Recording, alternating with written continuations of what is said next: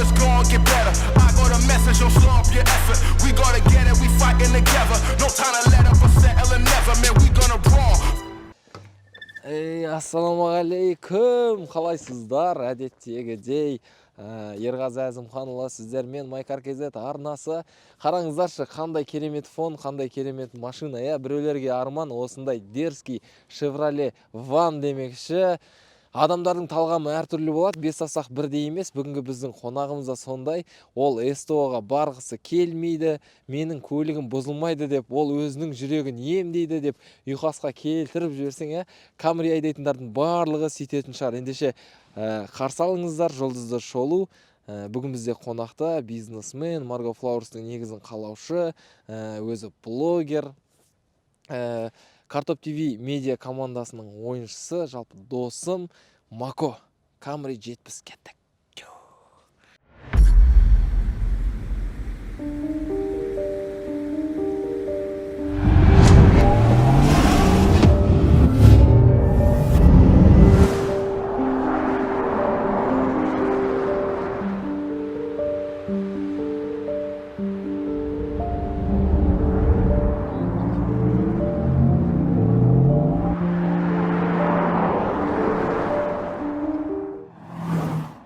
Бізде бұған дейін Camry'дің 75-тігі болған етін шолуда Дакенто біраз шулатып, өзі жайлы қызық ақпараттар, көлік жайлы қызық ақпараттар айтқан болатын. Енді бүгінгі шолу одан кем түспейді деген ойда. Ассалаумағалейкум. Қош келдің, брат. Жақсы. Енді көлігің жайлы толыққанды айтып бересің бүгін бізге? Берсі. Дайынсың ба? Көріңізге. Жылды бизнесмендермен бастап жатырмыз енді. Алла қаласа табысымызды осылардікіндей қылыңдар деп, әрбір қазақтың арманы Camry, одан кейін крузак 200 демекші. Бүгінгі Camry жайлы айтып берді. Неге алдың бұл көлікті? Басты кәдімгі. Сен обзор түсіргенсің бе негізі өзің? Машинаға ма? Өзің видео неге болса да, Инстаграмға болса да. Машинаға ма? Жоқ, вообще. Бірінші обзор ма? Бірінші обзор. Мен машина вообще қатты қызықпайтын адам. Негізі машина не роскошь, машина этот средство передвижения дейді. Мен соны ұстанамын. Машинаға қатты заморачиваться етпеймін. И бұл 70-ті алған себебім, енді қараған кезде де былай нормально көрінсін деп, жаңа сен айтқандай бұзылмасын, астында тозсын деген ниетпен алдым. Бұл негізі маған жұмысқа өте керек машина. Оны мен газель деп еркелетемін. Газель деп? Адамдар андай, қазақтар андай Camry 70-ті алып бүйтіп, пантовация етіп жүргісі келеді, негізі андай бүйтіп, өзінің бұл өмірде бір андай состоявшийся дейді ғой, бір өмірде бір кірпіші қаланған адам секілді көрсету үшін 70 алса, сен газель деп еркелетесің. Мен енді бұған жұмыспен гүл саламын, товар саламын, мен постоянно күнде ары бері жүрем, күніне кем дегенде 100 километр жүрем қаланың ішінде. Полный бак мысалы 2-ақ күнге жетеді маған. И ішін бәріне толтырып гүлдер, товарларды салып беремін. Қанша бұл Camry'дің? 60 литр. 60 литр, е? Сонда 100-ге қанша жеп тұр? Санау керек, қанша білмеймін. Бизнесмен емес? 11-12 санап экономдап. Где-то 11-12 көрсетіп тұр примерно. 11-12? Көрсетіп тұр. Сонда сен 60 литрден 120 литр бітіріп тойсың ғой, бір аптада ма? Сондай. Бір аптада емес, 2 күнде бір ғой. 2 күнде? 2 күнде полный литрді, полный бакты бітіріп тастаймын дейді. Не деген? Міне қазір көріп тұрмыз, жап-жаңа машина былай қарасаң, 20 қаншасы жылғы? 19 жыл. 19 жылғы енді Camry 70 жаңа ғой енді сонда да. Не үшін бұл болан? Бұл сөздің шыны керек, машина парковкада тұрған. Сәл бір түртіп кетті, фары қозғалып қалды. Қозғалып қалды? Қозғалып қалды. Бұл неден болатын білесің бе негізі? Сынған жоқ, білмеймін мен ойымша. Сынған жоқ, ештеңке болған жоқ. Мына бамперға тиді кішкене ше. И бамперді краскіледі, кейін мына жақтың фарасы сондай. Бампер мен екеуінің отличиясы болып тұр екен, қара. Астыңғысы сарғыштау кішкене. Енді қара, мынаны неге бірден барып істете салмадың, ақыры бамперді істеттің? Білмеймін, уақыт болмады. Ол жерде жасамайды екен. Сөйттім да, не істеймін дедім да, ладно деп жүрдім. Бамперді істетуге уақыт болды, мынаны істетуге уақыт болмады? Жоқ, енді сол жерде жасамайды екен, мен апарған жерде. Басқа жаққа бар, кейін барам дедім да, қалды. Бірақ негізі былай патент етпейді, қазір мойкадан шықтым да, мойкадан сразу ондай. Осындай кезде бірде маған сонда көріп қой, не істеймін? Болды. Сен уже айтып қойдың ғой қазір 30 мың теңге деп. Короче, аласың да, алады да, систематикасын айтып беремін. Мынаның ішінде герметика жылжып кеткен ғой, бір жер тесік пайда болғанда. Алып, мынаны ашып, резиналарын ашып, ішін тазалайды да, қарайды, қай жеріне тесік бар, соны жабады да, қайтадан герметиканы әдемілеп отырғызып береді. Негізі осы жап-жаңа машиналардың көбісінде өзінің заводской, мысалы, фарлары патент етеді екен негізі. Ол мына буланатын фарды. Иә, получается. тіпті прикинь, маған оны электрик досым айтты. Осындай бізге жаңа машиналардың өзін алып келеді да адамдар алғаннан кейінше, сөйтіп как профилактика ретінде кейін буланып кетпесін деп алып, ашып герметигін, мықты герметикке отырғызып қайттан салып қояды екен. Оны бірақ көбісі айта бермейді. Естіп айта салу керек еді маған да. Түртіп кетті демей андай. Заводтан осындай алып шықты деп. Білмеймін, пайда тезеді деп қой, жасырамай қалдыңыз. Тағы қандай қызықтар болды көлікпен? Лобовой ауыстырғам. Ей, сен деген Жоқ, кетіп отыр. Газель деген. Жоқ. Лобовойда ештеңке болмаған негізі. Аха. Мен өзім осындай антиблик таптым да іздеп, осындай Бенсон деген Ақталды, басталды. антиблик салдым. 270 270 мыңға салдым мынаны. 270 мыңға лобовой, 270 де? мыңға лобовой Сонда тұрдың да, и антиблик салғың Салғым кетті, и жаңа дым болмаған лобовойды ауыстыра салдың ба? Сені қиын сияқты. Ана жақта адамдар сенбей жатқан сияқты. Предпочтение деген болады ғой, мен өзім негізі кішкентай кезімде бір 9-10 класс оқып жүргенде гольф тройкам болатын. Соны андай тонировать етіп, андай Оңай ма? сондай жоқ, тюнинговать еткен ғой, именно тонировка ұнайды да. Бізде Қазақстан тонировка не разрешенный ғой енді. Рұқсат етілмеген, иә. Енді антибликті осылай заводской антиблик салғым келді. Білмеймін, мен машинаға қатты ештеңке салмаймын, осыны істегім келді, чехол салғым келді. Енді антибликқа дейін и қазір антибликпен қандай айырмашылық? Айырмашылығы жоқ екен. Сыртынан қарағанда әдемі көрінеді, кішкене сәл. А так вообще. Бұлай просто бір жерінің қышуын қандырдың. Просто хотелка дейді ғой. Қачухаңды орындадың ба? Бір ана бір нелерге, мақсаттарыңа галочка қойдың ба? Бірақ негізі онша ұтылған жоқ. Манауды оригинал лобовой еді, оны сатып жерді нормально. Қанша сатып? Мынаны 270 мың алдым. 270 мың, анан бір 180. Қымбат қой 270 мың. 180 мың алдым ғой. Алдында 180 мыңға саттым. 180 мыңға? Анан оригиналды, примерно. Біз Дакентоны түсіріп жатқан кезде Дакент айтқан етін, ойбай менікінің лобовой жоқ екен, бүкіл дилерлерде жоқ, оригинал, короче, біз оны біраз ай күттік дедім ма, ұмытып тұрмын қазір. Сен өзің андай хачухаңмен ауыстырғаның қызық болып тұр. Тағы да несін хачухамен ауыстырдың? Чехол болды, басқа ештеңке жоқ. Чехол, салондағы ма? Салондағы. Қазір оны салонға отырған кезде көреміз, андай бір кино қылып анау бір Камрида отыратындар сақ қоятын ертоқым сақ болған жоқсың басың. Обычный этот чехол болды, басқа ештеңке істеген жоқ. Ал бісміллә деп Камриді оталдырдық. Сенде қанша көлемі? 2,5. 2,5. Неге 3,5-ін алмадың? Білмеймін, қарағанда жоқ, не рассматривал. Жалпы алатын кезде қандай критерийларға қарап алдың бұл Камриді? Досыма айттым, машинамен айналысады, алып сатар досыма. Камри керек, осындай бағаға дедім, болды. Алдық. Предпочтение вообще болған жоқ, ақ цвет болсын дедім.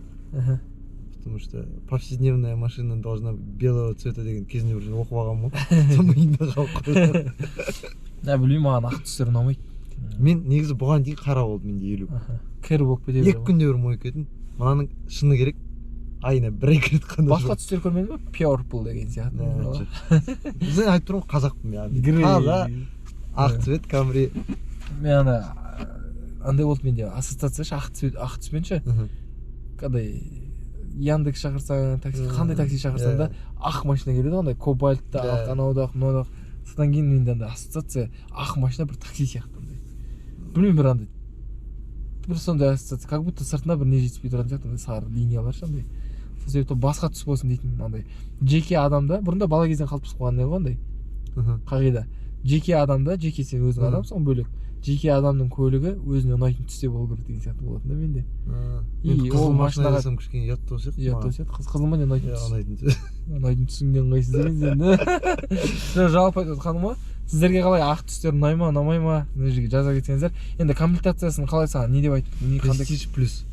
Предпоследняя комплектация. Қаншаға алдың сен алған кезінде 2 жыл бұрын? 2 жыл бұрын 14. Жоқ, 13 миллион 900 мың. 13 миллион 900. 14-те 1 деп тұрған, 13 миллион 900 мың. Қандай тағы да комплектациялар болды?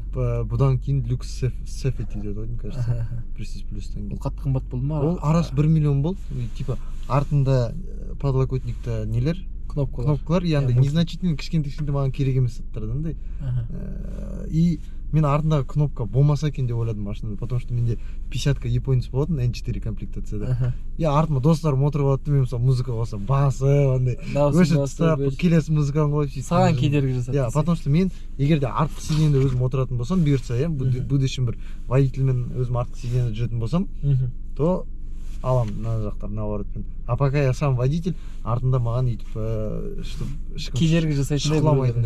И 1 миллион ол үшін артық төлеу мен үшін вообще неразумно болды да. То есть салон сыртынан машина дәл сондай, осы ішінде осы и так алдына маған 6 разница санап берді, андай кішкентай мына жақта бір тағы бір кнопка болады, ана вот, но в принципе онша керек жоқ сияқты олардың бәрі маған. Саған тек өзіме базовый, маған керек нәрселер болса болды дейсің ғой. Базовыйдан енді жоғары ғой. Бұл жоғары ғой. Өзімнің базаңа потребностіңе дейді, өзім маған осы керек болды, жетеді деген сияқты. Басқа артық ештеңке керек емес деген сияқты. Сен байқаймын, мысалы сторис түсірген кезде көптеп ана неден түсіресің ғой, машинаның ішінде отырып ше. Саған андай панорама керек емес пе? Керек сияқты. Керек сияқты ма? Сол келесі машинамда сонан алған кезде ойланыстырмадың ба деген ойламадым, вообще ойламадым. Ол кезде андай эйфориямен алдым, тез алайыншы деп. Камри алсайыншы деп. Камри алайыншы тез деп. Өйткені ана машинам ұзақ сатылып кетті, сонымен андай не болып кетті кішкене. Машинасыз андай жаңа машинаға тезірек жеткің келеді. Тезірек жеткім. Bir günde топ, bir günde оформить етіп жерді сайда жүрмін. То есть bir günde 50-ка сатылып, ертесі күн мен уже 70-ін жүрмін ғой. Сразу бірден ала салдың.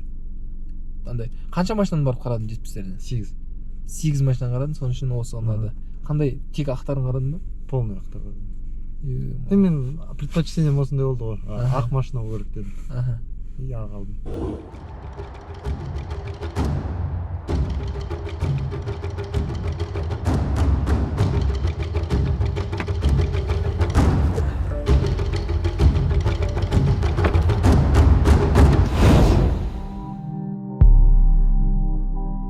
Мынау не үшін екеуі қисық болып тұрсыздар? Білмеймін оны, ол жағын білмеймін. Ас тиіп кеткен жоқ па? Мен парковал алса, может, не так. Мен айтып тұрмын ғой, машинам.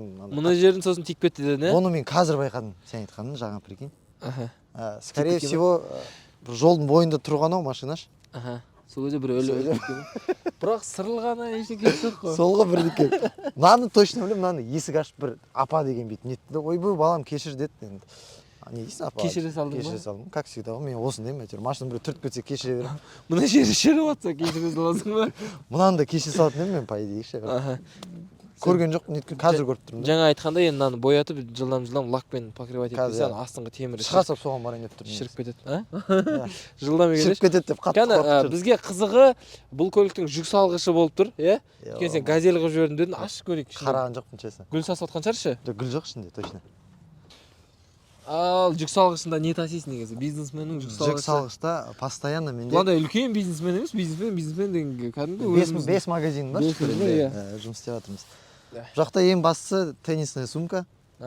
Себебі өзім тенниспен айналысып жүргеніме 2 жыл ғалай уақыт болды. Тенниспен айналысуға кеңес бересің ба? Иә, бұның ішінде мынау. Бұл енді андай ғой енді, бұл енді ақшасы бар, 5 магазины бар, адамдардың айналысатын. Жоқ, өте керемет. Ракетка қанша тұр? 215 мың теңге. 215 мың? Аха.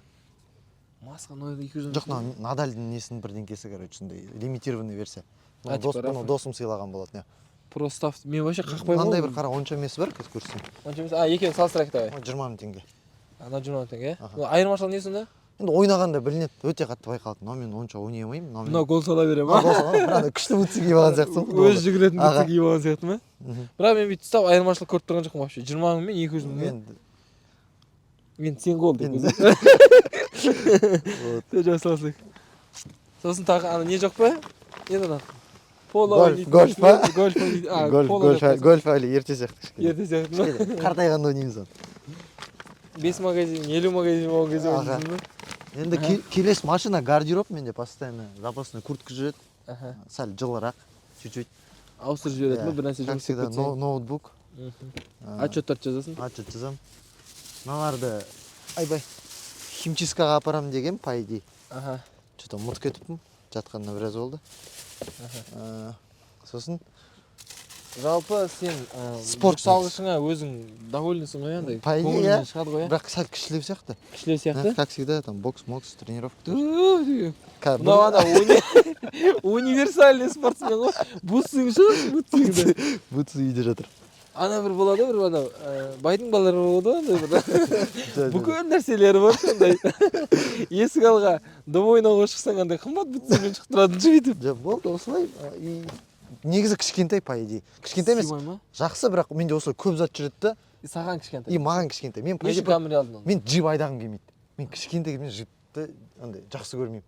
Үлкен Мен өзім андай джипті қарным шығып андай бір семіз болып кетсем алам деген не бар, настрой бар. Онда багажник дәу сидан алсай. Қандай? Пикап алсай, пикап. Ұнамайды. Вообще биік машина ұнамайды. Биік машина, төмен машина, бірақ багажник үлкен болады. Багажник үлкен болмайды ғой, никак. Жоқ, тоже ұнамайды.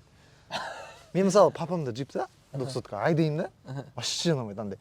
Ағашқы сезін. Кайф аламаймын вообще ол машинадан андай. Не екенін білмеймін. Ағашқы сезін. Ағашқы сезінгеніме мен андай болып сезінемін өзімді. Мысалы кішкене түрім жастау көрініп, неткен соң бір как будто папасының машинасын мініп жүретін балалар көріп қалам ба деп сондай. Камримен ондай емес па? Камри нормально сияқты. Бір 200-мен жүрсек андай.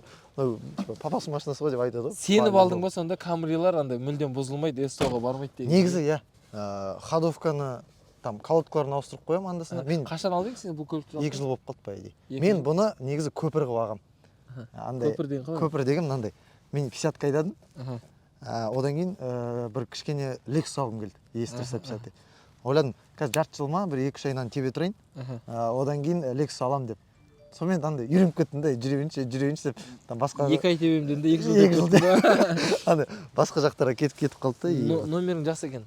Бұл номер туралы айтсам, негізі біздің семьямызда 707 деген машина 91 жылдан бері барлық машиналар 707 болып келген. 200-када 707. 200-када 707 NWA, мамам машинасы 707 MAM. Типа мама, иә. И мысалы мен гольфым болған, мысалы 9 жаста 707 BTN ескі номерді. И солай кезінен келатқандай семейный номер. Мен негізі 222 деген номер алғым келетін 11 жаста. Үшеуі бірдей ма? Иә. Папа айтты, біздің семейный номер сен жалғастырып кетсе осыны деді.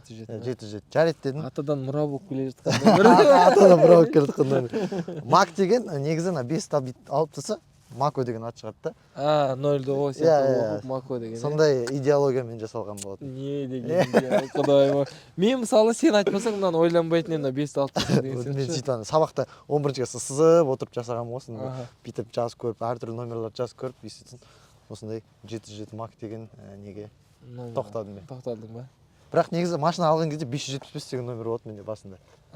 Сөйтіп ол ERB деген болатын. Сөйтіп мен Ербол емеспін ғой. сол жақсы машинам атын Ербоша деп сол кезде 50-каны қойған болатын. Ол кезде 707-лер негізі бесплатный болып келді да, бір момент платныйға ауыса бастады ғой 2017 жылы. Жоқ, платный егер сен мынаны таңдасаң әріптерін. Жоқ, негізі бесплатный болған бұл. Бұл VIP номердің ішінде болмаған. 3 семерки болды. Қазір жоқ қой бұл. Қазір жоқ па? Қазір білмеймін, сол кездері бұл платныйға ауыса бастады. Жоқ, мына Мако деген әріптерін өзің таңдайтын болсаң. Жоқ, даже 707 138 мың не болды емес па кәдімгі? Платныйға кірді 077 мен 707, точно білемін. Есімде жоқ. Кірді, иә. И сол кезде білетіндерің болса, осы қандай платный номерлердің қатарында болды ма, болмады ма? Болды. Пікірге жаза кетсеңдер, біз ары қарай кеттік. Болады енді региондарда мен мен өзім Таразданмын ғой. Бізде Тараздан бөлек ауылдарда, местностьтарда Камри енді күшті болып саналады. Андай типа Камримен 70-пен кетіп баратса, ол жақсы да. Өйткені Алматы, мегаполистардан бөлек қалаларда аз жүретін машиналар ше. 200-ка деген секілді. Ол жақта барлығы білеміз ғой енді.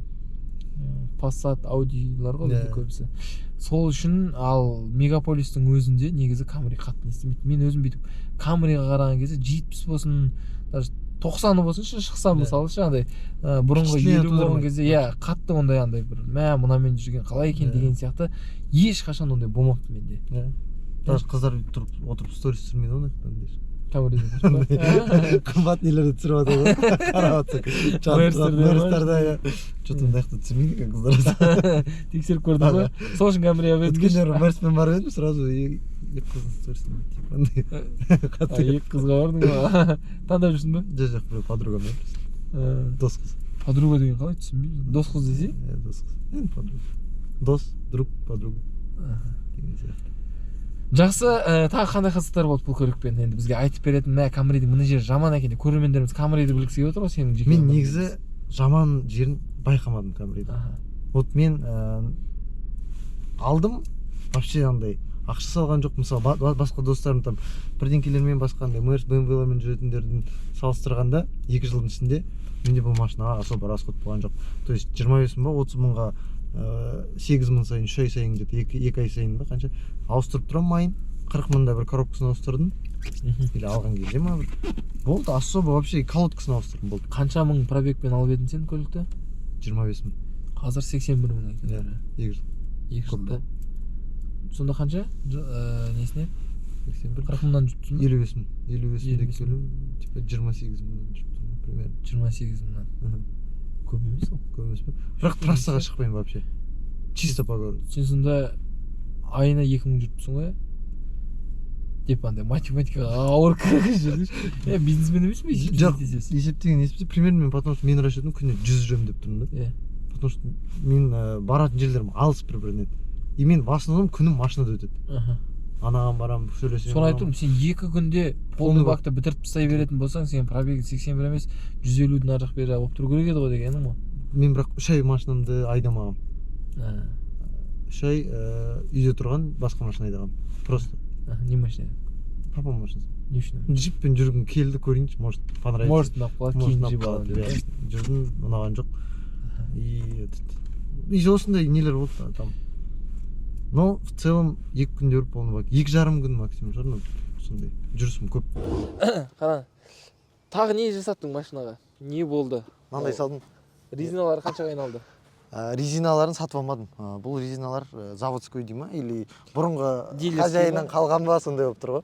Берді ма саған? Берді, қалдырып кетті. Мен типа жазда, қыста бір-ақ сезон жүрдім. Айдай берді. Мен вроде не жалуемся, нормально. Бамперді қайда бояттың? Алдың. Бамперді лакшери фокарда бояттым. Лакшери фокарда? Қара мына жерден қара. Қате бояған. Аңғарсың, ана аппақ, ана жаңа сап-сары көрдің ба?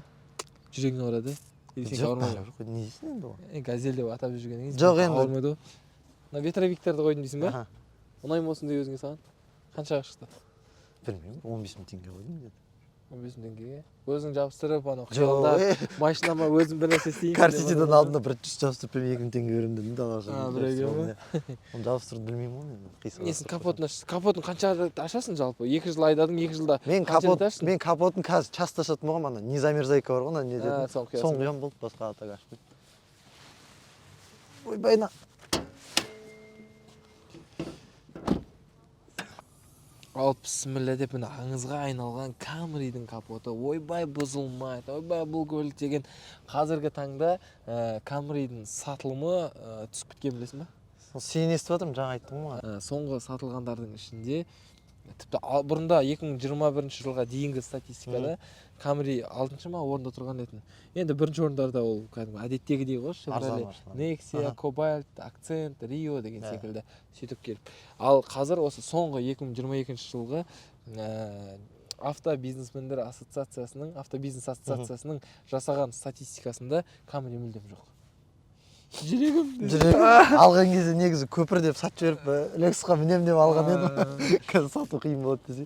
Сату, бұрынғыдай Camry'дің өзі қазір бұрынғыдай өтпейді, ана корейцтер келіп, K5-тар, Sonatалар, бәрі тегі андай ойбай әдемі, ойбай күшті шығып жатыр деп неше түрлі өздерінің нелерін беріп, енді сәл-сәл жапондарға андай сату жағынан жетіп жатыр. Сол себепті. Енді не аштың? Мен ба? Не істедің бұл жақта? Аккумулятор ауыстырдым бір рет. Ол отырып қалған беді? Бір рет оталмай қалды машина. Сосын не замерзайка құйдым. Құйдым емес, постоянно құям. Постоянно құям. И майын енді күндер ауыстырады ғой балалар. Қанша километрде ауыстырасың майын? 8 мың ба, 7 мың ба соны. Анда жазып береді неге? Книжка маша. Наншадан кейін следующая замена 83 мың деп тұр менде қазір. Әлі 1000 жарым жүр алады екен. Жалпы қанша пробегі қазіргі машина? 81500. 81500. Негізі көлікті сен біздің Майкарға алып келіпші. Сол жаққа апарып полный диагностикадан өткізіп алсаң болады. Сен барасың, мына көлігімді сатам, маған оценкасын шығарып беріңіз десең, олар 180 пункт бойынша оценкасын шығарып саған қолыңа қағаз береді. Мына жерде мынау кетіп тұр, мына жерде мынау кетіп тұр, и біздің беретін бағамыз осы деген секілді. Тегін. Иә, тегін. Егер саған сататын болсаң, тегін істейді ғой олар. Сатпаймын десеңші. Сатпаймын десең, зато білетін боласың ғой машинаны. Жоқ, тегін алып кетесің ғой. Иә, қағазы уже сенде болады. Номер бар ма? Майкар Райымбек, Майкар Күлжинка. Жоқ, барып, егер саған олар беріп тұрған баға ұнаса, көлігіңді сатып жібере аласың деген ғой. Және де оларда көп деген жаңалықтар болып отыр қазір. Приложениесін скачать етіп, қарап отырсаң болады. App Store-да бар, Play Market-те бар, Майкар KZ деп жазып, қолдансаңыздар болады. Негізі Майкарға өте ризамын осы бір 2-3 жылдың ішінде. Кәдімгі авторынокты жаулап. Плайнан жаулап. И алдында Аль-Фарабида кетіп бара жатырмыз ойында. Дәке екеміз. И бір билборд тұрды. и ұзақ тұрдық пробкада и билбордта тек Майкардың несін көрсетіп отыр да, рекламасы ма, жарнамасы. сосын біз айтамыз, неге ауыспай, біз уже делать нечего, пробкада отырып дейді. Я мына ауыспаймын десек, сосын тәке айтады, кажется, мынаны Майкар сатып алған өздері. Сөйтіп қойып қойған. Бүйтіп қарап ауысқан жоқ оны. И кеше наргүн тағы бір өтіп тағы бір әлі Майкар болып отыр да. Молодцы. Жұмысы жақсы жағынан істеп жатыр. Барлық жағынан әлемдік тенденцияларды алып, өздеріне қолданып. Мен мамаға машина алған кезде Майкардан алғам. Тоже Майкардан алдым. Іздеп қарап барып. Өте күшті, өте прям күтіп алып, қарсы алып. Мысалы негізі кейбіреулер айтып жатады, бағасы қымбат деп басқаларға қарағанда депші, бірақ сәл қымбат болуы мүмкін, өйткені ненің жұмысы бар, несі бар. Иә, ана автосалонның өзінің алатын пайызы болады ғой. Не бар. Бірақ олар тексерген нәрселер, мысалы тексеріп берген нәрселер ол айтты, осылай мына жер ешқай жер бит емес. Сен басқа жерлерден, мысалы мен өзім орынған кездер болған, енді айтпай қойын қандай компаниялардан екен.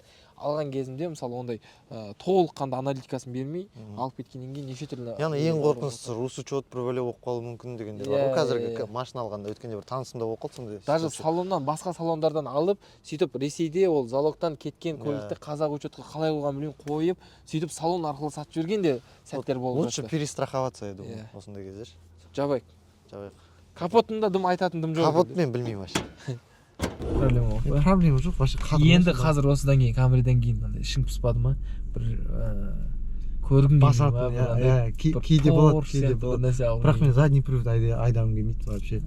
Тек передний ма? Тек передний. Переднийден не алса болады мысалы. Көп қой? Неміс емес басқаларынан аласың ғой. Неміс BMW алмаймын, Mercedes алмаймын. Неге алмайсың? Мен задний привод айдағым. Мен де полный приводтары бар ғой. Білмеймін, менде травма қалып қалғанда просто айналып кетеді ау. Задний приводпен бір артын айналып трассада кетіп барады, бүйтіп әрең аман қалғам. 18 жасымда ғой. И одан кейін вообще задний приводқа жоламаймын. Полный толық жетікті.